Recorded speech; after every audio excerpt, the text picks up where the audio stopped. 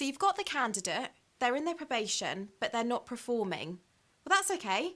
Just sack them, right? Well, you could, but think about all the time that you've spent in the recruitment process and bringing this person on board, and the costs involved in maybe the agency fee if you used one.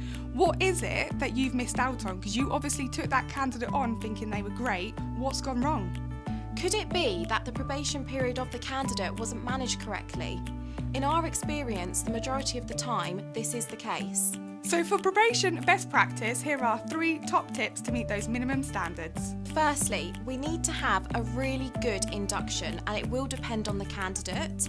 So take the time to ask them what they need from you.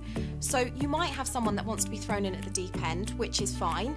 You might also have your employee that needs a really structured and informative induction before they get started. Both are fine, just find out what works for your employee. If there's one thing we would really insist on, it's weekly one-to-ones.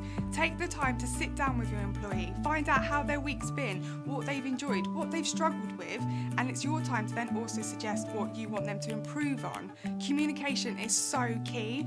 After the probation period, you can then take these to monthly one-to-ones. And finally, number 3, expectations. These need to be set and managed, and you also need to make sure that you're holding your employee to account.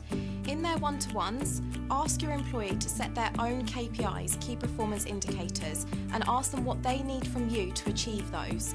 Hold them to account. If they're not achieving them, find out why, but this is your chance to make sure they are going to achieve. The probation period is there for a reason, so if at the end the employee still isn't right for you, then at least you and they both know. On the flip side, your employee has passed probation, they've been reaching all the targets and all the expectations have been met, so everyone's happy.